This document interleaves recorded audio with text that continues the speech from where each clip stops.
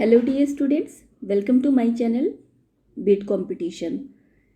जैसा कि पिछले वीडियो में मैंने आपको बताया था कि हम भारतीय राज्य व्यवस्था के बारे में पढ़ने वाले हैं। तो आज का वीडियो भारतीय राज्य व्यवस्था के अंतर्गत भारत के संविधान के बारे में है। इससे पहले कि हम भारतीय संविधान के बारे में आगे कुछ जानते हैं कि भारतीय संविधान का मतलब होता क्या है। तो भारत का संविधान भारत का सर्वोच्च विधान है। सर्वोच्च विधान जो कि संविधान सभा द्वारा 26 नवंबर 1949 को पारित हुआ था तथा 26 जनवरी 1950 को प्रभावी हुआ।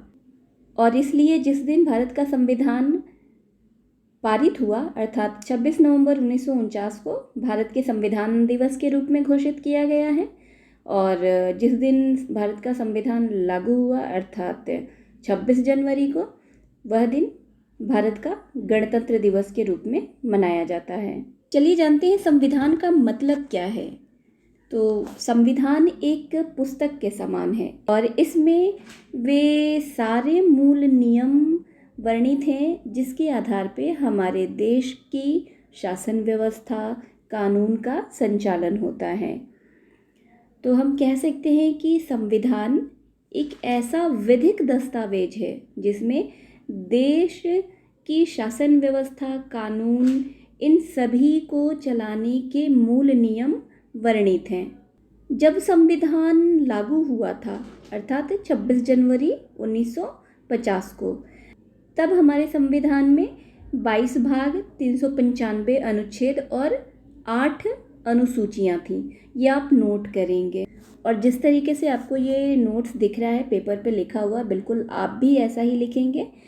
इसके अलावा मैं जो भी एक्स्ट्रा बातें बता रही हूँ आप इसे नोट करते हुए जाएंगे। आप ना अपने कान पे और दिमाग पे ज़्यादा भरोसा मत करिएगा कि अभी आप सुन रहे हैं और आपको समझ में आ रहा है।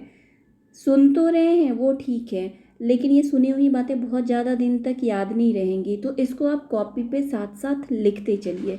मैं जो कुछ भी बता रही हूँ इसे आप कॉपी में लिखते जाएंगे तो आपका एक अच्छा खासा नोट्स तैयार होता जाएगा। और जब भी आप इस कॉपी को पलट के पढ़ेंगे तो आपके जो भी कॉन्सेप्ट्स हैं वो आपको याद होते जाएंगे। वैसे तो संविधान में भाग अभी भी 22 ही हैं, लेकिन ABCD इस प्रकार से होता है, ऐसे जोड़े गए हैं। जैसे कि भाग 4 जो था, तो भाग 4 में एक जोड़ा गया भाग 4 क, तो ये एक जुड़ गया। फिर ऐसे ही भाग 9, तो भाग 9 में 9A जोड़ा गया।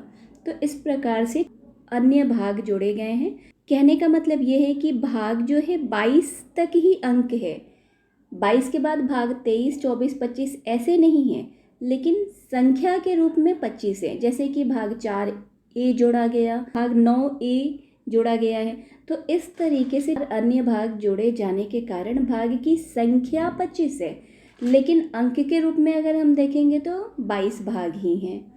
इसी प्रकार अनुच्छेद भी अंक के रूप में 395 हैं, लेकिन संख्या के रूप में लगभग 470 अनुच्छेद हैं।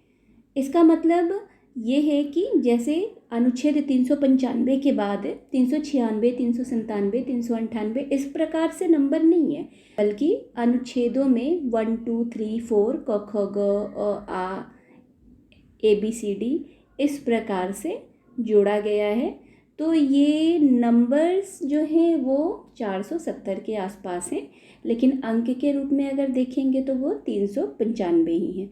तो उम्मीद है आपको ये समझ में आया होगा। संविधान एक विधिक दस्तावेज है जिसमें देश की शासन व्यवस्था, कानून, इन सभी को सुचारू रूप से चलाने के लिए मूल नियम वर्णित हैं। और संविधान में भाग 22 हैं, लेकिन संख्या के रूप में 25 हैं। अनुच्छेद 395 हैं, संख्या के रूप में 470 हैं। अनुसूचियों की संख्या संविधान लागू होने के समय 8 थी, लेकिन अनुसूचियां वर्तमान में 12 हैं। अभी तक संविधान में कुल मिला के 105 संशोधन हो चुके हैं। संशोधनों के बारे में हम आगे पढ़ेंगे, लेकिन अभी मैं आपको जानकारी के लिए थोड़ी बातें बता देती हूँ कि जो 101वां संशोधन था यह 2016 में किया गया था और GST से संबंधित है ये। फिर 102 नंबर का जो संशोधन है इसे कॉन्स्टिट्यूशनल अमेंडमेंट एक्ट बोला जाता है, संविधान संशोधन अधिनियम। संविधान संशोधन अधिनियम अर्थात कॉन्स्टिट्यूशनल अमेंडमेंट एक्ट, जिसे मैंने CAA के रूप में लिखा है, आप देख पा रहे होंगे। तो 102 CAA 2018 में हुआ, यानी 102वां संविधान संशोधन 2018 में हुआ। और इसमें 338 अनुच्छेद जो है 338, उसमें बी क्लॉज जोड़ा गया। 338B यह अनुच्छेद जोड़ा गया। और यह जो संशोधन है वह OBC आयोग को संवैधानिक संस्था की मान्यता देता है। पहले जो है OBC आयोग वह कैसी संस्था थी? वैधानिक संस्था थी, लेकिन 102वां अमेंडमेंट के बाद OBC आयोग संवैधानिक संस्था बना दिया गया है। अब आप सोचेंगे कि संवैधानिक संस्था और वैधानिक संस्था क्या होती है?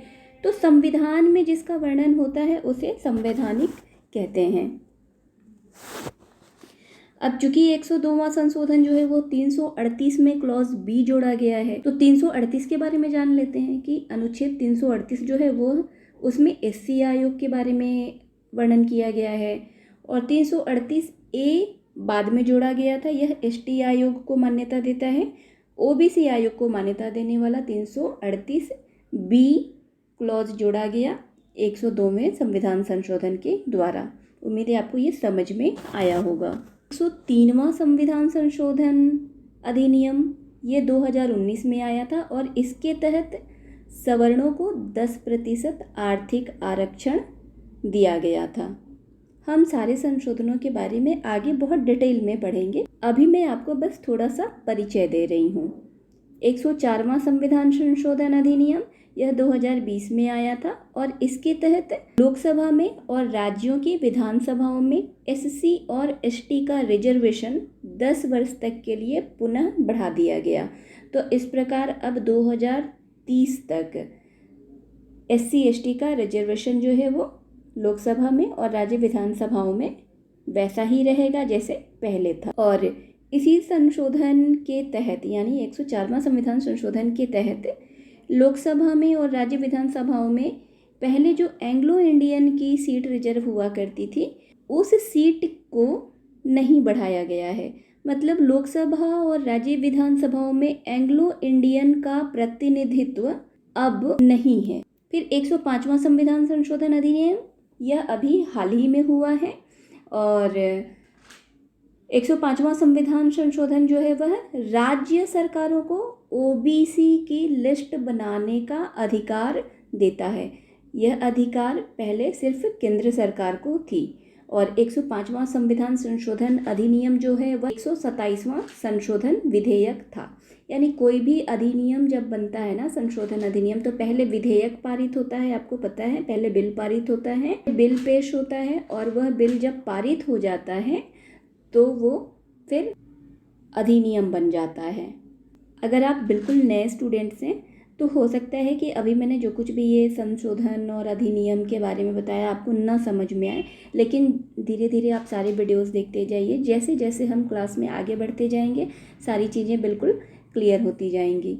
तो अगले वीडियो में हम संविधान को बिल्कुल शुरू से पढ़ने वाले हैं। आज मैंने थोड़ा सा परिचय दिया है, संविधान कब लागू हुआ और संविधान में कितने अनुच्छेद, कितनी अनुसूचियां हैं और संविधान में अब तक कितने संशोधन हो चुके हैं।